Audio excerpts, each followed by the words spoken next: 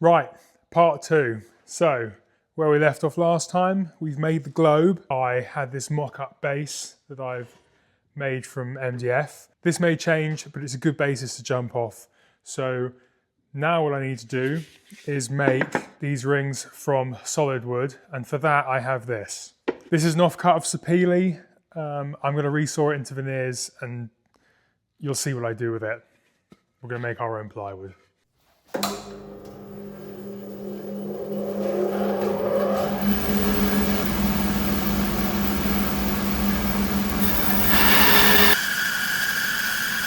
So we're going to run our board through the bandsaw here. I probably could have done with a new blade on this one, but I just about made it through. And once we've got our boards cut, they're about 10mm thick currently. We're going to feed those through the belt sander to clean up the surfaces.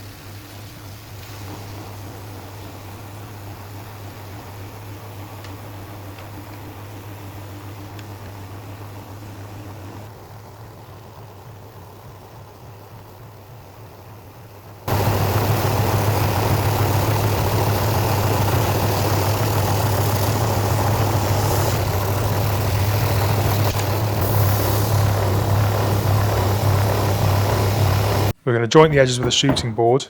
That's a number 5 plane. This is a great way to get a really good glue surface. I'm going to do that to all the boards.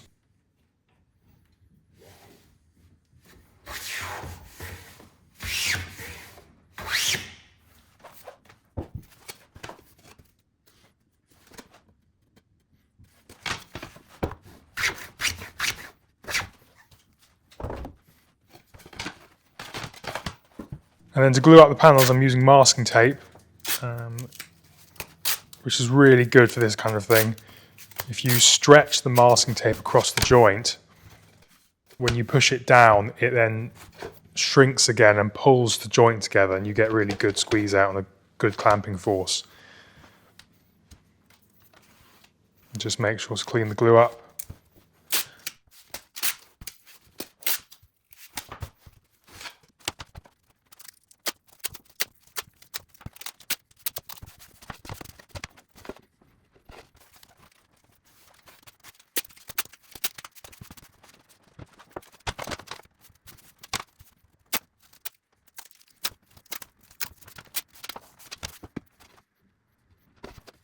Here are all our boards, left them for about an hour to dry up.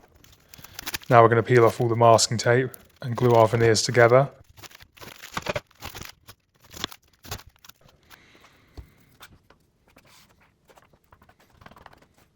So I'm gluing these two boards up at right angles to each other.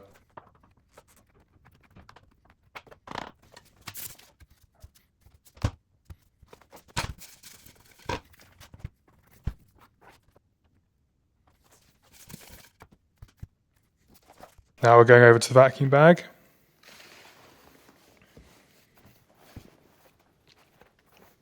And this will give us a really nice, even pressure across the whole board. You can actually see the glue squeezing out as the vacuum clamps down.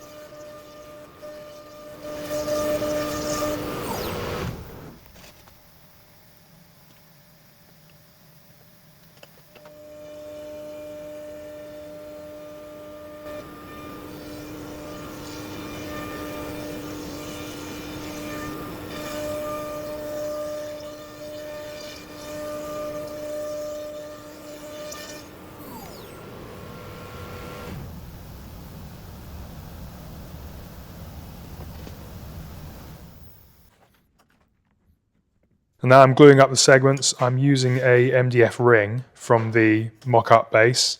Once I've fitted all the parts, you can actually spring them together and just use friction alone to clamp it. I was getting really nice glue joints from that. And then just wiping up the glue squeeze out and let that dry.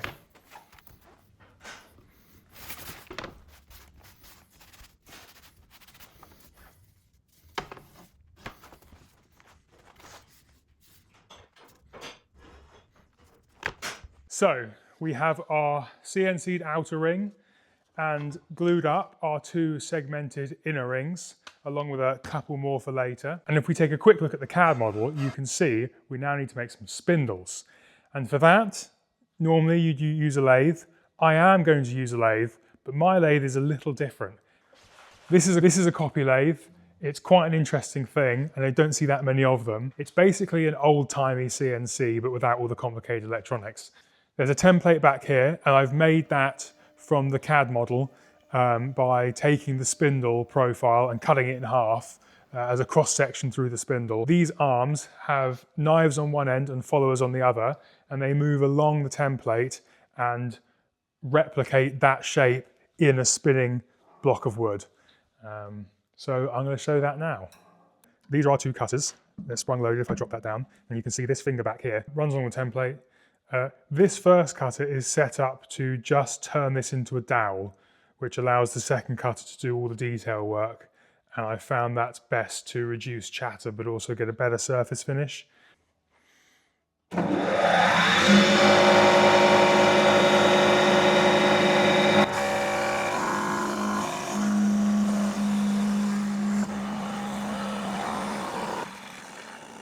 So now we're onto the copy lathe. This does make it look very easy, but I actually went through a load of tests, probably about 5 test spindles before I got to a point where I was happy with it. There's loads of adjustments on copy lathes. You can angle the cutters and the tensions that they're pulling down with on the springs. I had to buy that lathe steady in order to make it work because I'm making such long, thin spindles.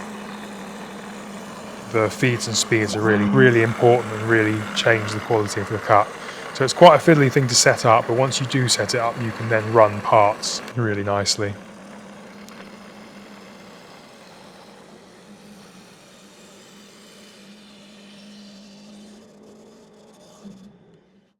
Here I am sanding on the lathe, going up through the grits there. I did cut quite a lot of that out because it is just sanding.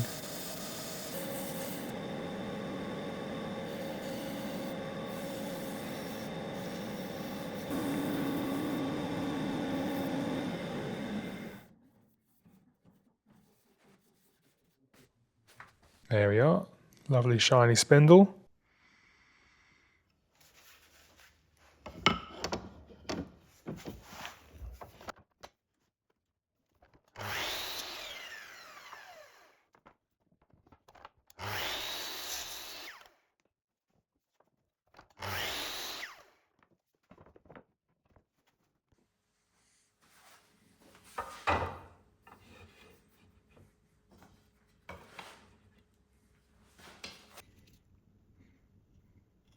And now we're going to mark for the base shelf. So we're going 125 millimeters from the base, and we're going to drill halfway through the leg a 15 mil hole with this Forstner bit.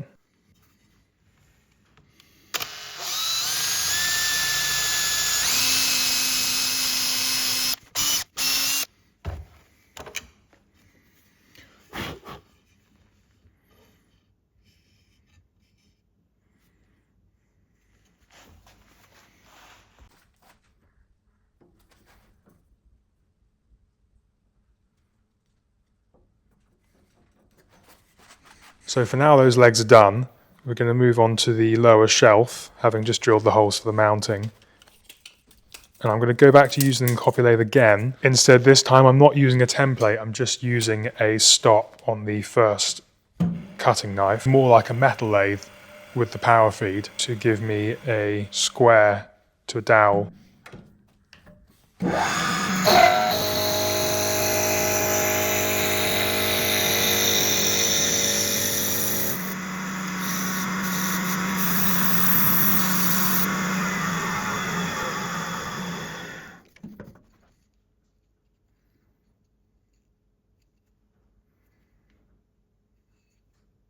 Now just clearing up any table saw marks left.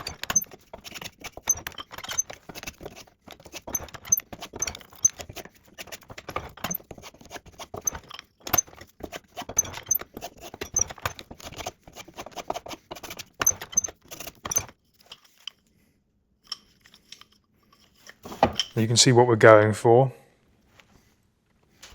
So we're going to cut the end of those to length and set the saw to 30 degrees.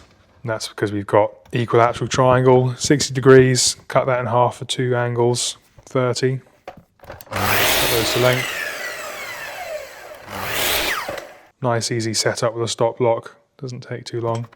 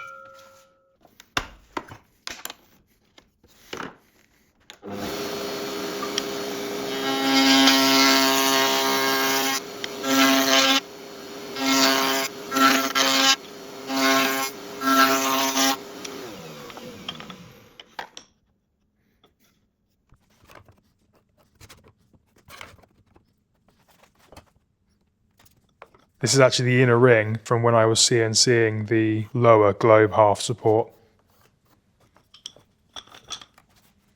So all the wood's being used. Now we're gluing together one of the ring segments and one of the internal rings that was cut on the CNC.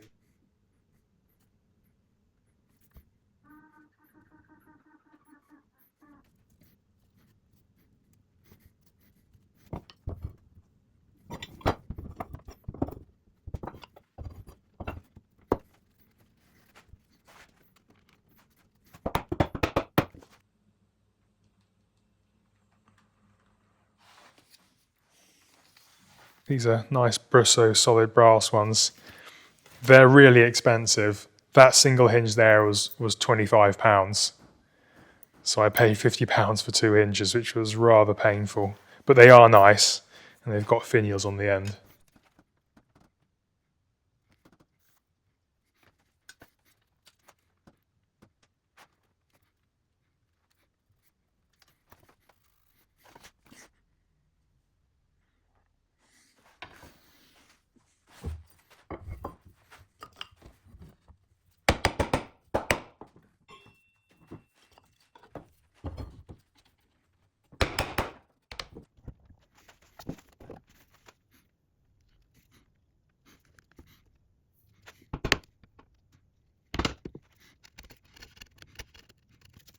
Now this was quite fiddly, and the rings are very thin, and once you remove the material for the hinge depth it does get very thin, so it pays to have sharp chisels,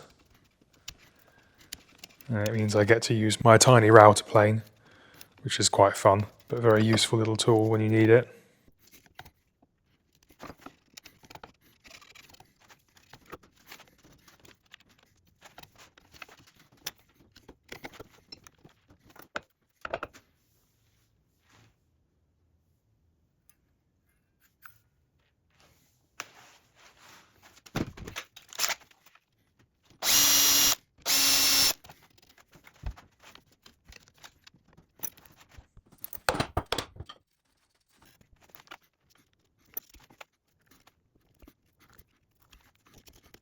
Cut the hinge mortise for the other side, that's just the same again.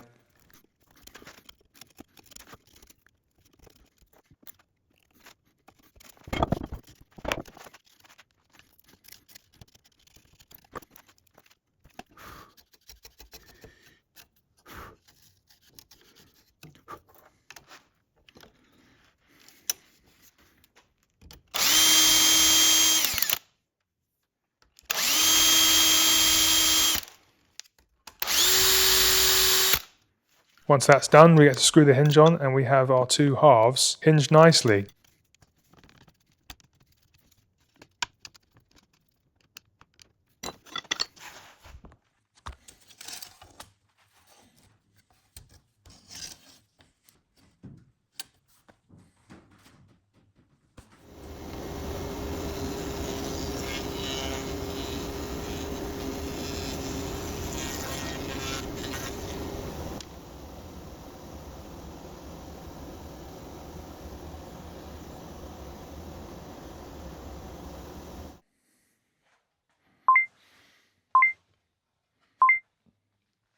Right, we have our top ring, 3 legs, and our lovely little bottom shelf.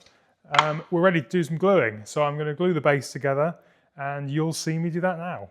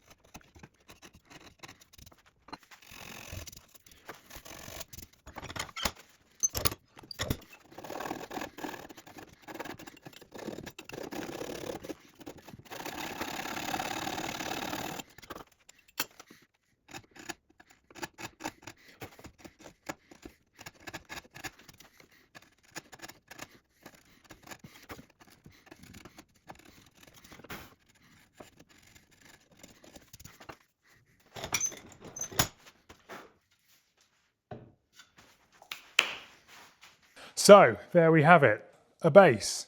And if we put the globe into it, it looks like this.